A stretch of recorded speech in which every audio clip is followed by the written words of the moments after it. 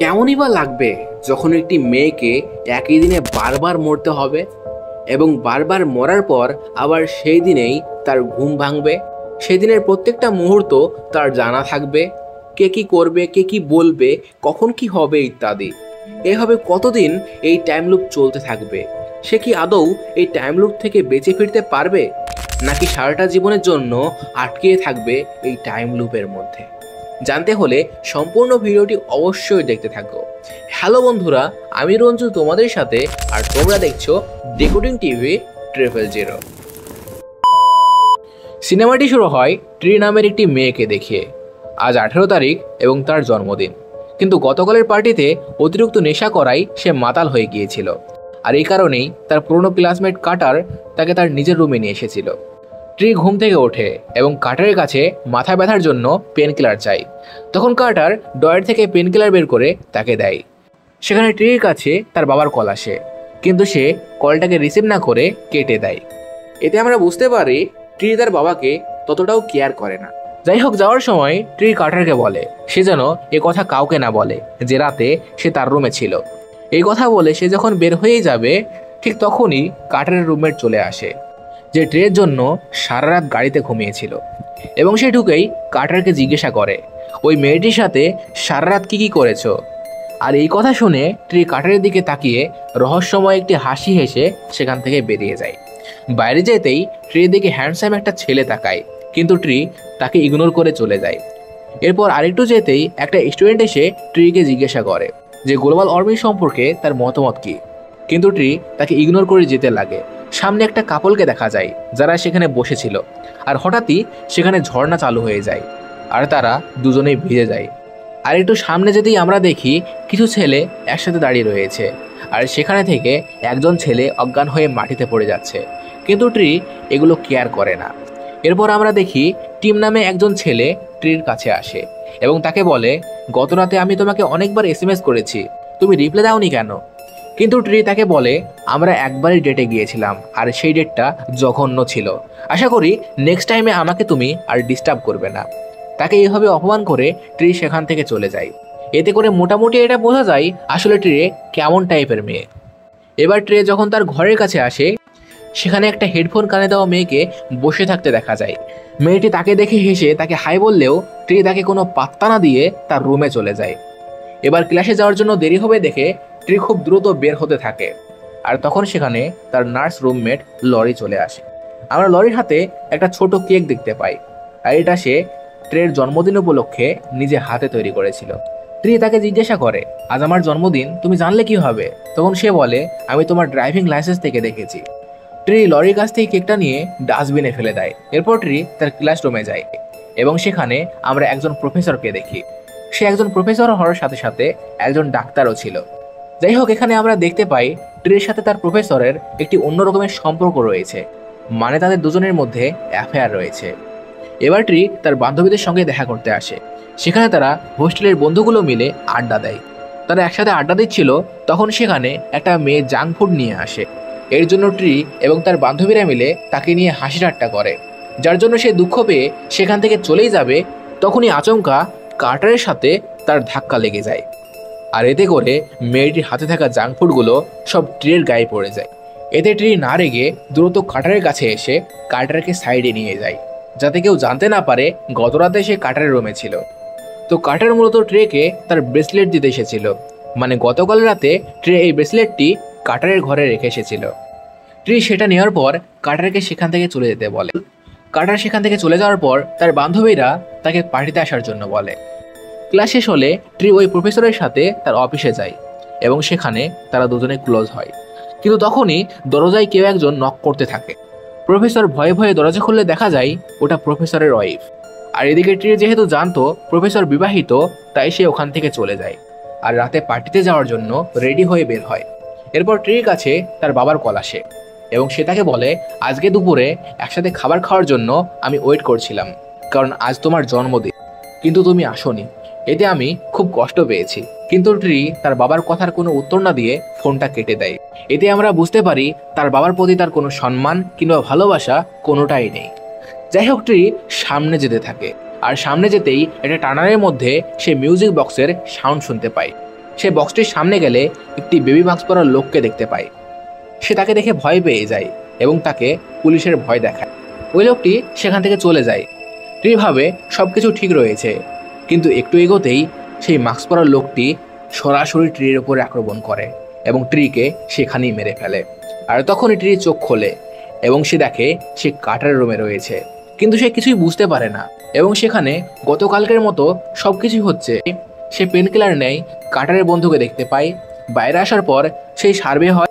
তারপর সেই কাপলের ঝর্ণায় ভিজে যাওয়া একটা ছেলে অজ্ঞান হয়ে যাওয়া, হেডফোন নিয়ে যে মেয়েটি বসেছিল তাকে দেখা যায় এবং রুমে আসার পর তার রুমমেট লরি আবারও তাকে কেক দেয়। তবে এবার ট্রি সে কেকটা ফেলে দেয় না, আবার খায়ও না, সেই কেকটা সেখানেই রেখে দেয়। আর এরপর আবারও ট্রি তার বান্ধবীদের কাছে যায়। সেখানে সবকিছুই আগের মতোই ঘটছিল। মেয়েটি সেখান থেকে উঠে যায় এবং কার্টারের সাথে তার আবার ধাক্কা লাগে, ফলে তার হাতে থাকা সমস্ত জাঙ্ক ফুডগুলো ট্রির গায়ে পড়ে যায়। ট্রি তখন অবাক হয়ে যায়। সেভাবে আমি এই দিন গতকাল পার করে এসেছি, সেম দিন আজকে কেন আবার হচ্ছে? যাই হোক, আজকেও যেহেতু তার বোনের বাড়িতে পার্টি রয়েছে, তাই সে পার্টিতে যাওয়ার জন্য রেডি হয়। কিন্তু এবার সে টানেলের মধ্যে দিয়ে না গিয়ে অন্য রাস্তা দিয়ে যায়। পার্টিতে সে যখন পৌঁছে যায়, সে দেখে ওই মাস্ক পরা লোকটি তার সামনে দাঁড়িয়ে রয়েছে। আর ট্রি তাকে দেখে খুনি ভেবে তাকে আঘাত করে। আর সে মাস্ক খুললেই আমরা দেখি ওটা তার চাচাতো বোনের বয়ফ্রেন্ড। আর জানা যায় সে ট্রির জন্য এই সারপ্রাইজ পার্টির আয়োজন করেছে। তারা সবাই পার্টিতে অনেক এনজয় করে। আর কিছুক্ষণ পর ট্রি তার বোনের বয়ফ্রেন্ডকে নিয়ে রুমে যায়। আর তার বোনের বয়ফ্রেন্ডকে নিয়ে রুমে যাওয়ার পর সে তার বোনের মেসেজ দেখছিল। আর তখনই ট্রির পেছনে খুনি আসে এবং তার বোনের বয়ফ্রেন্ডকে সেখানেই মেরে ফেলে। তারপর ট্রির উপরেও সেই খুনিটি আক্রমণ করে এবং তাকেও মেরে ফেলে। এরপর ট্রি আবারও চোখ খোলে, সে 18 তারিখে কার্টারের রুমেই। তো এসব দেখে সে অনেক ভয় পেয়ে যায়। এরপর সে বাইরে গিয়ে আবারও সব কিছু ইগনোর করে এবং সরাসরি ঘরের মধ্যে লরিকে বলে, কেউ একজন আমার পেছনে পড়ে রয়েছে।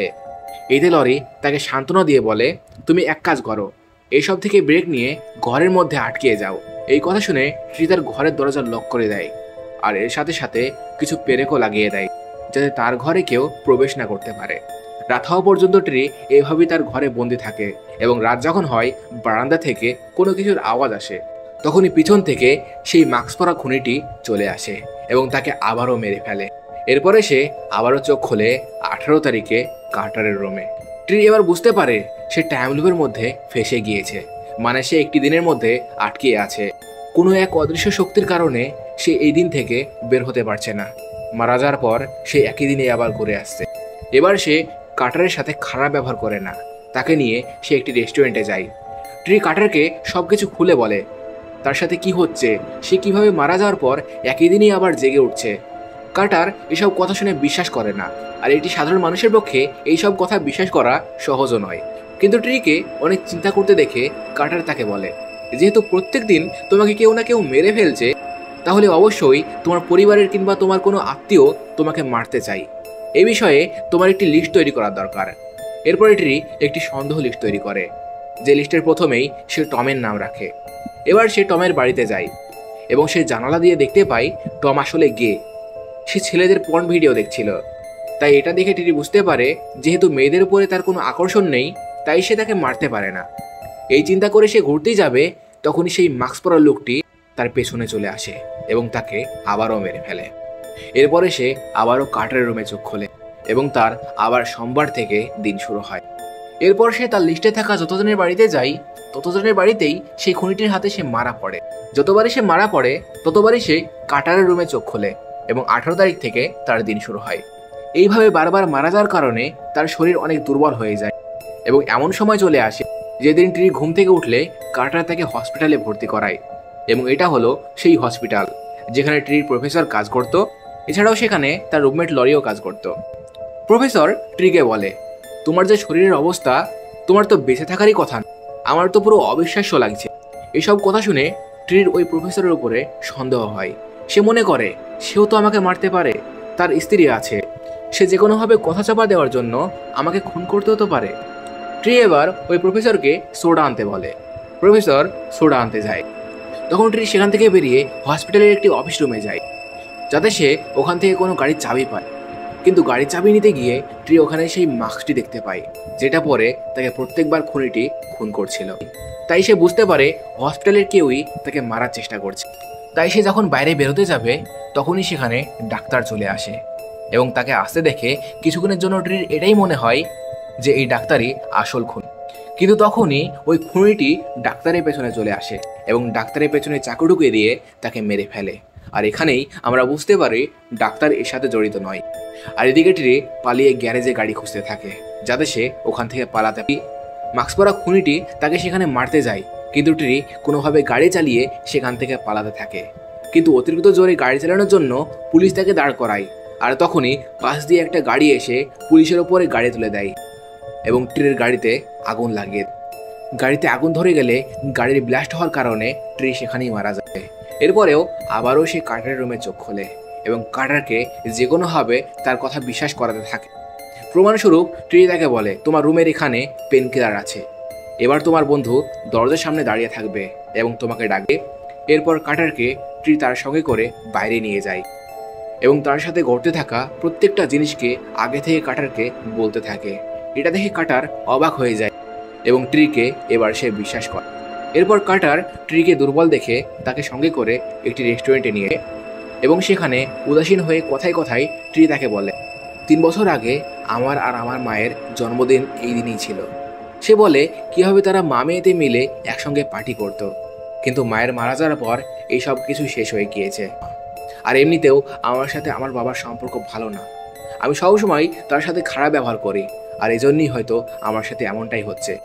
এইভাবে তার ভুলগুলি সে বুঝতে পারে, মানে সে যেভাবে মানুষের সাথে ব্যবহার করত তার উপরে অনুশোচনা করে।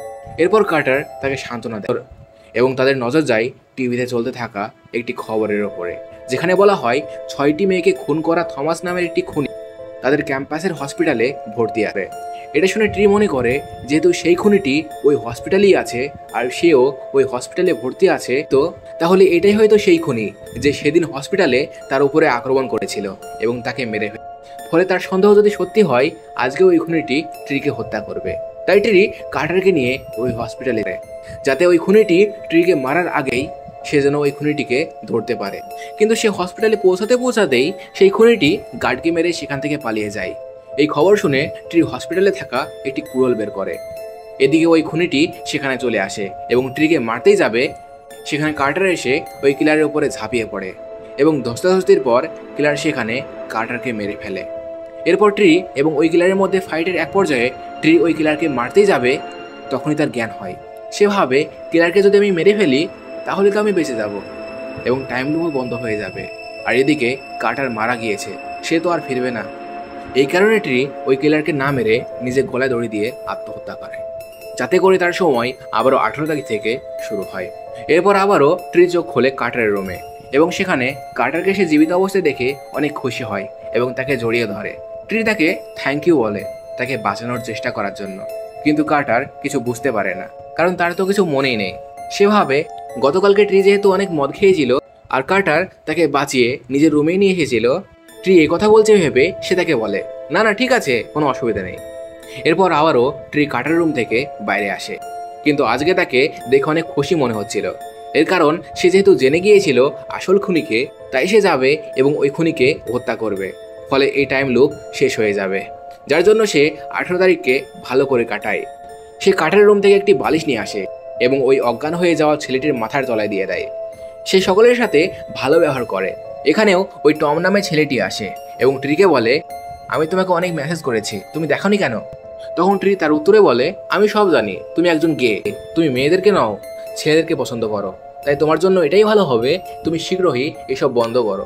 এবার সে তার রুমে ঢুকে এবং তার রুমমেট লরির সাথে ভালো ব্যবহার করে। আর সে যেহেতু জানতো আগে কি হতে যাচ্ছে, তাই সে নিজেই লরির কাছ থেকে কেক চায়।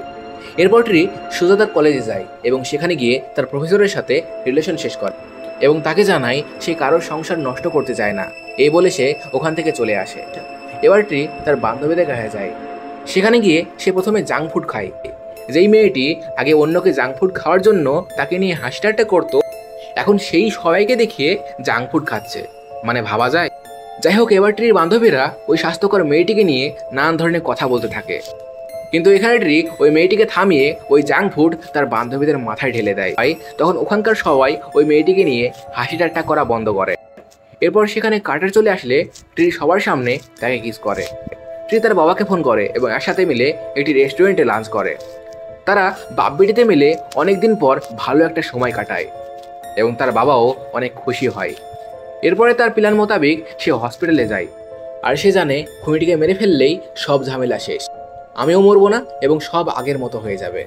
ট্রি হসপিটালে গিয়ে সিকিউরিটি গার্ডের বন্দুক চুরি করে ওই কিলারের কাছে যায় এবং সোজা তার উপরে গুলি চালাতে থাকে, কিন্তু বন্দুক থেকে গুলি বের হয় না। তখন থমাস নামে ওই খুনিটি তাকে বলে, বন্দুকে একটি সেফটি লক আছে, ওই লকটা না খুললে গুলি বেরোবে না। আর এই সুযোগে ওই খুনিটি ট্রিকে মারতে থাকে, আর তখনই ট্রির ঘড়িতে অ্যালার্ম বাজে এবং হসপিটালের লাইট বন্ধ হয়ে যায়।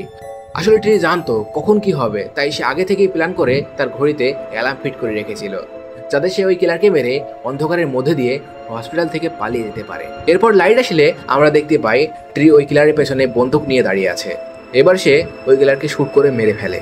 সে শান্তির নিঃশ্বাস ফেলে এবং রাতে তার রুমমেট লরির দেওয়া ওই কেকটি দিয়ে বার্থডে এনজয় করে ঘুমিয়ে পড়ে। এবার ট্রি ভাবে যে এটাই তার কাটানো শেষ 18 তারিখ। এরপরে সে এই টাইম লুপ থেকে বেরিয়ে যাবে, কিন্তু সে যখন সকালে চোখ খোলে সে দেখে আশ্চর্যজনকভাবে 18 তারিখ থেকেই তার দিন শুরু হয়। ট্রি ভয় পেয়ে যায়, সে ভাবে এটা কি হলো, আমাকে তো কেউ খুন করেনি, তাহলে আবার এই টাইম লুপ শুরু হলো কেন? কারণ তাকে হত্যা করলেই তার আবার 18 তারিখ থেকে দিন শুরু হতো, কিন্তু সে তো কাল কিলারকে মেরে ফেলেছে এবং রাতে বার্থডে সেলিব্রেট করে ঘুমিয়ে গিয়েছে। তাহলে কেন আবার এমনটা হচ্ছে? আজকেও ট্রির সাথে একই ঘটনা ঘটে। সে যখন তার রুমে আসে, তার রুমমেট লরি তাকে একটা কেক দেয়। ট্রি তখন চিন্তা করে, কালকে আমি এই কেকটা খেয়ে ঘুমিয়ে গিয়েছিলাম, তার মানে ঘুমের আগে আমার কিছু হয়নি, ঘুমানোর পর আমি মারা গিয়েছিলাম। তাহলে এই কেকটাতেই কিছু ছিল, মানে বিষ মেশানো ছিল। ট্রি ভাবে তার রুমমেট লরি এর আগেও অনেকবার তাকে কেক দিয়েছে, কিন্তু সে কোনোবারই খায়নি। ট্রি এবার শিওর হয়ে যায় যে তার রুমমেট লরি তাকে বিষ মিশিয়ে মারার চেষ্টা করেছে। ট্রি এসব বুঝতে পেরে তার রুমমেট লরিকে বলে, তুমি এমনটা করছো কেন? কেন আমাকে বিষ মিশিয়ে মারার চেষ্টা করেছো? তখন লরি স্বীকার করতে চায় না। সে বলে, তুমি কি বলছো, আমি কেন তোমাকে মারতে চাইবো? তখন ট্রি বলে, ঠিক আছে, আমি এই কেকটি পুলিশের কাছে নিয়ে যাব, তারপর সব সত্যি সামনে চলে আসবে। এ বলে ট্রি যেতে গেলে লরি ট্রির সাথে ধস্তাধস্তি করা শুরু করে দেয়। ধস্তাধস্তির এক পর্যায়ে ট্রি লরিকে বলে, তুমি কেন এমনটা করতে চাইছিলে? আমি তো তোমার কোনো ক্ষতি করিনি। তখন লরি বলে, ওই প্রফেসরকে আমিও ভালোবাসতাম, কিন্তু শুধুমাত্র তোমার জন্য সে আমাকে পাত্তাই দেয়নি, এই কারণে আমি তোমাকে মেরে ফেলতে চেয়েছি। এছাড়াও ওই সিরিয়াল কিলার তোমাকে মারেনি, আমি তাকে ড্রাগস দিয়ে শুয়ে রেখেছিলাম, যাতে আমি তোমাকে মেরে ফেললে ওই কিলারের উপরে সকল দোষ চলে যায়। এই বলে লরি ট্রিকে মারতেই যাবে, তখনই সেখানে ট্রির কাজিন চলে আসে। তখন লরি তার দিকে তাকাতে যায়, আর ট্রি সেই সুযোগে ওই কেকটি লরির মুখে ঢুকিয়ে দিয়ে তাকে লাথি মেরে জানালা দিয়ে ফেলে দেয়। এরপরে সে সেখানেই মারা যায়। এরপরে সিনে আমাদের দেখানো হয় ট্রি কাটারের সাথে বসে রেস্টুরেন্টে সেই খবরটি দেখছিল। এখানে উল্লেখ্য, ট্রি আর কাটারের মধ্যে এখন সম্পর্ক ভালো হয়ে গিয়েছিল। এরপরের দিন ট্রি যখন ঘুম থেকে ওঠে, সে দেখে কাটারের রুমে আবারও সে শুয়ে আছে। তখন কাটার জানায় সে তার সাথে মজা করছিল, আজকে 19 তারিখ। এই কথা শুনে ট্রি একটি শান্তির নিঃশ্বাস ফেলে এবং এভাবেই এই মুভিটি এখানেই শেষ হয়ে। মুভিটির গল্পটি কিন্তু একদম হেভি কনসেপ্টে ছিল, কিন্তু এখানে উল্লেখ্য কিছু বিষয় আছে যেগুলি এই মুভিতে স্পষ্ট করা হয়নি, যেমন কেন ট্রি ওই টাইম লুপের মধ্যে আটকে গিয়েছিল, একটা জ্যান্ত মানুষকে খুন করার পরও কেন ট্রির জেল হলো না, ইত্যাদি। আর তোমরা যদি এই প্রশ্নগুলির উত্তর পেতে চাও, তাহলে এই মুভিটির সেকেন্ড পার্ট তোমাদের একদম দেখা উচিত, যেটা দেখলে তোমাদের সকল প্রশ্নের উত্তর পেয়ে যাবে। দ্বিতীয় পার্ট দেখার জন্য অবশ্যই কমেন্টে জানিও, আমি অবশ্যই এই মুভিটির সেকেন্ড পার্ট নিয়ে হাজির হব ইনশাআল্লাহ।